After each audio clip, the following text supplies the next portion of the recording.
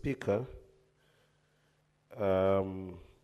it's my pleasure again to stand here again to second this motion on the amendments that have come from the National Assembly with regards to the county government's additional allocation, the bill number 2 of 2025 and Senate bills number 8 of 2025. Mr. Speaker, I think these are routine bill to second.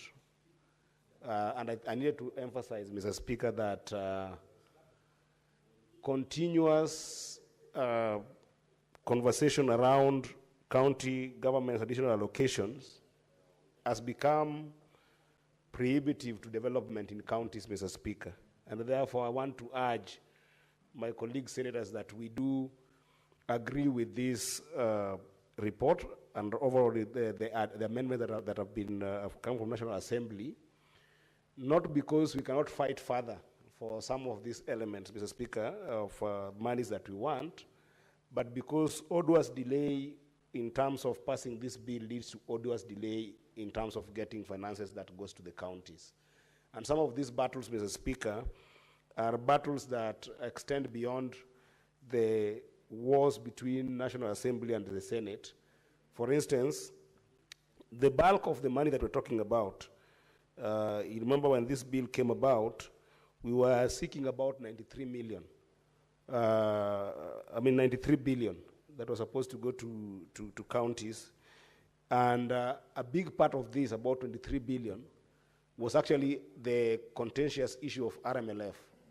That becomes the biggest money that has not been given some consideration here, because if you look at the 5 million that has been adjusted from 454 million to about 449 million is the adjustment on the headquarters issues, which affects 5 counties. But the bulk that I want to center on, Mr. Speaker, is RMLF.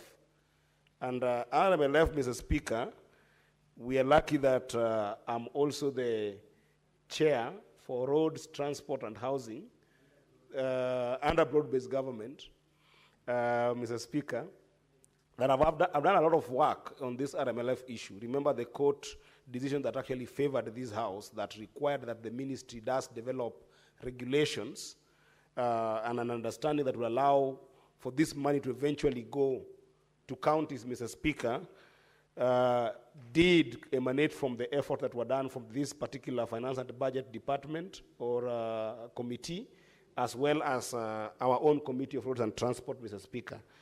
But that said, Mr. Speaker, we still have an active case. The civil appeal number E427 of 2025, which involved the National Assembly and Isa Elanyi Chamao and 14 others, Mr. Speaker. Now, this is the case that is actually forming a dark cloud over this 23 billion that encompasses RMLF. I would advise the House that when it comes to matter spending in court, if we do not pass this and keep on fighting on the issue of RMLF, then it means that the 70 billion that already has been approved for counties, we are in concurrence with the National Assembly on the 70 billion, will equally delay if we do not pass this bill. So I want to urge the House that we do pass the bill as is and allow for the 70 billion to go. And Mr. Speaker, that I want to say categorically is not indicative of any lack of effort or any sense of giving up on the RMLF fight. We are still going to fight it. Let the court decision take the due process. And then once that court decision is done, we are still going to take it forward and fight for it, Mr. Speaker. And on the issue of RMLF, Mr. Speaker, I don't want the fight just to stop on the issue of the 18% chunk of road maintenance levy that we're talking about.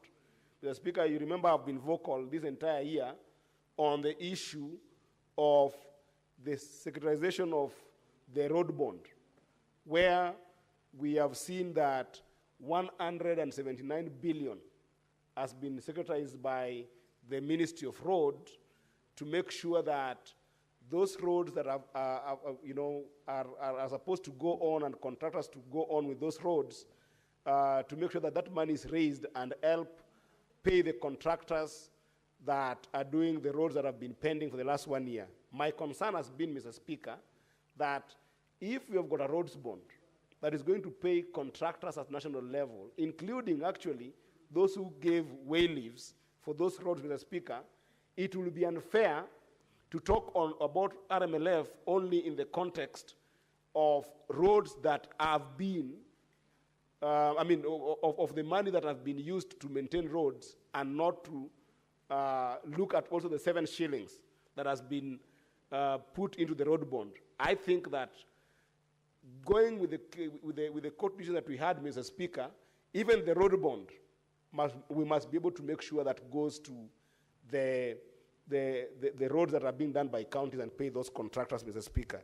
This is the question I wanted to make, so that somebody doesn't say that we have given up on the 23 billion roads levy. It's just an issue of the court that we must work on. But that said, Mr. Speaker, I want to finish by saying, Mr. Speaker, that unlocking some of these monies, or rather adjusting on the monies by World Bank on Kenya Devolution Support Program, as well as on Kenya Informal Settlement Improvement Project, Mr. Speaker, is a critical one, and it's an area that we have been staggering as a House in terms of oversight and accountability. Even as we align them, both on level 1 and level 2, I want to urge the House that the next critical responsibility is to ensure that we put a framework to ensure that we can be able to oversight those monies as well when they go to the counties.